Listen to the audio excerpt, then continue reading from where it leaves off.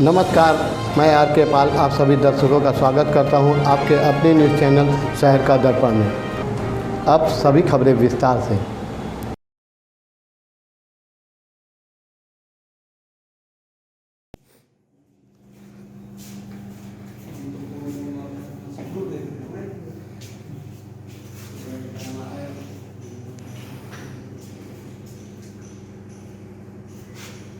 कुछ और वजह भी शामिल है।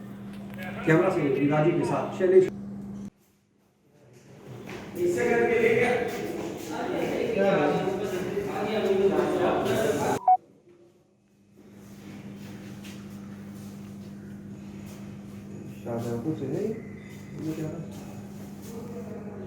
विनय का बर्थडे था, विनय है ना?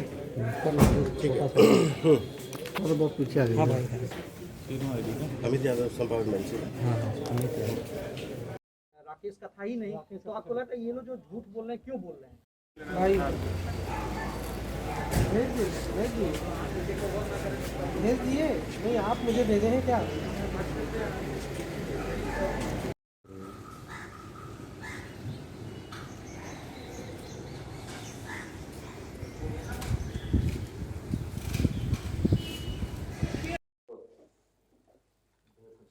सर क्या घटना लापरवाही हुई थी, आखिर कैसे हुई ये हत्या? लाप्लास में जो मकान नंबर 201 है या फ्लैट नंबर 201 है, उसमें कल रात में कुछ 5 लड़के जो पहले से दोस्त थे, एक विनय नामक लड़के का बर्थडे पार्टी सेलिब्रेट कर रहे थे, जिसमें वो लोग शराब भी पिए हुए थे। उसमें विनय नामक लड़के के हाथ से बंदूक, जब वो लोग उसके जो मृतक है उनके साथ जो बंदूक को लेकर छेड़खानी कर रहे थे, उस समय जो पिस्टल है, जो कंट्रीमेट पिस्टल है, उससे गोली चल जाती है और राकेश को गोली लगती है। राकेश के बाद गोली लगने के बाद राकेश की मृत्यु हो जाती है। इस सिलसिले में पुलिस ने चारों अभियुक्तों को पकड़ लिया है। जो चारों लोग थे उनको पकड़ लिया जो पार्टी में मौजूद थे।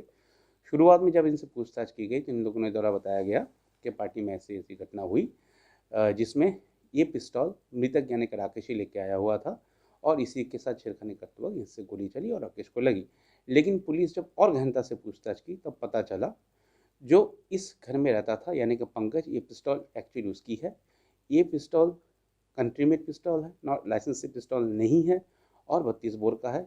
उसके बाद फर्दर जब पूछताछ और की गई है तो पता चला कि इसका एक और मैगज़ीन है और 3 राउंड्स बुलेट इसमें और है। फिर इन्हीं के ही निशानदेही पे पुलिस वो तीनों बुलेट और वो मैगज़ीन रिकवर करती है। इसके साथ साथ जो मेन असला था, जिस जो घटना में उपयोग हुआ था, वो एफएसएल द्वारा रिकवर की गई है। इसके बाद जो मृतक की डेड बॉडी है उसको मॉर्चरी में भेजा गया है। मॉर्चरी में उसकी पोस्टमार्टम की व्यवस्था तैयारी हो रही है और मृतक के परिवारजनों को संपर्क किया गया है। उन लोग आए हुए हैं, उनके द्वारा तहरीर दी जा रही है। जैसे तहरीर मिलता है हम आगे की जो विधिक कार्रवाई है उसको कंप्लीट कर लेंगे। घटना हुई है, ये फ्लैट किसका था? ये फ्लैट अमित यादव एमएलसी जो हैं उनके थे। ये सपा के एमएलसी हैं शाहजहानपुर से। मृतक का आपका क्या था? मृतक कुछ प्रिपरेशन या जो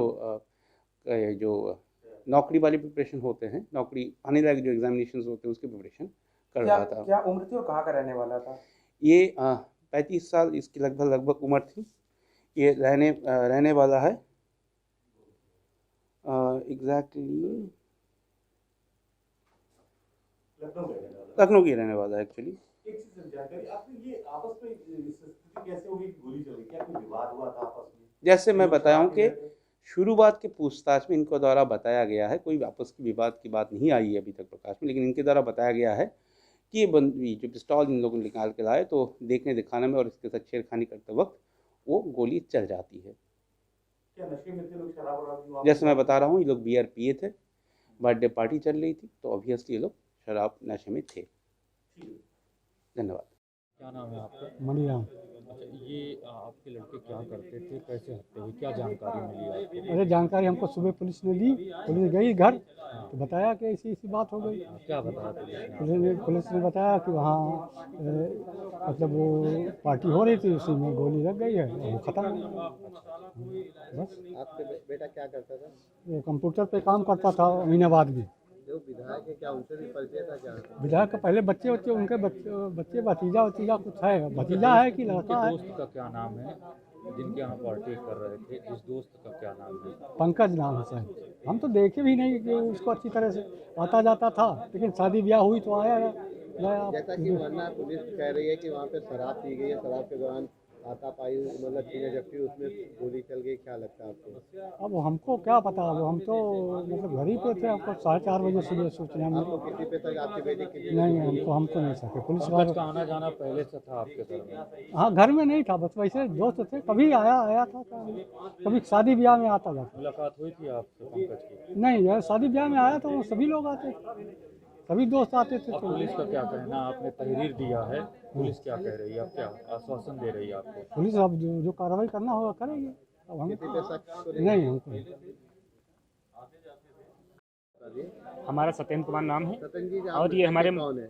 ये हमारे मामा के लड़के हैं जो एक्सपायर हुए हैं। आप बताइए क्या आपको क्या जानकारी मिली है? हमको जानकारी ये मिली कि ये यहाँ हेलवेयर रोड पे एक ग्लास का फार्म है, वहाँ पे काम करते थे और यहीं से वो डायरेक्ट यहाँ पे ला प्लास में चले गए जहाँ पे इनके दोस्तों की पार्टी चल रही थी। और हमारे राकेश भाई जो कुछ खाते पीते नहीं थे, न नशा करते थे, न पान पुकार गुटखा कुछ नहीं खाते थे।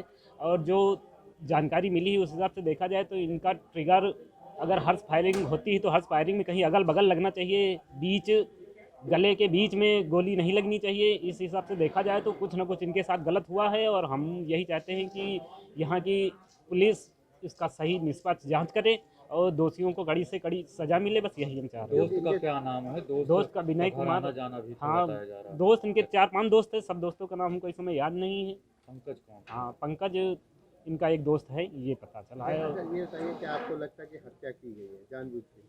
हो सकता है सर, हत्या भी हो सकती है, इसमें कुछ कहा नहीं जा सकता क्या है सर। पहले से कोई ऐसी बात कभी सामने आई है आप? नहीं, पहले से कोई ऐसी बात सामने नहीं हुई है, लेकिन जिस हिसाब से देखा जाए तो राकेश वगैरह दोस्त सीधे थे और उनसे किसी से कुछ झगड़ा नहीं था।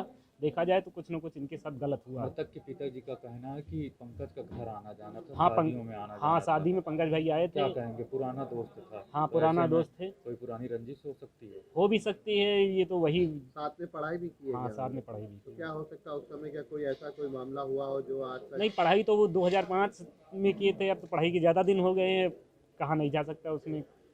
तो क्या ये घर में हमेशा इसी तरह से आते जाते रहते थे यहाँ पार्टियों में उनके साथ में? इससे पहले भी कभी पार्टी में आई शराब की जैसा कि? ये चीज़ सर जानकारी नहीं है हमको पूरी, लेकिन अब आप पुलिस से क्या चाहते हैं? हम पुलिस से यही चाहते हैं कि पुलिस निष्पक्ष जांच करे और दोषियों को कड़ी से कड़ी सजा मिले, किसी के फेवर में जांच न जानी चाहिए। ठीक। मत होइए कंफ्यूज, देखते रहिए शहर का दर्पण न्यूज़, क्योंकि खबरों की नब्ज पहचानते हैं हम। फिर अगले बुलेटिन में मुलाकात होगी, तब तक के लिए नमस्कार।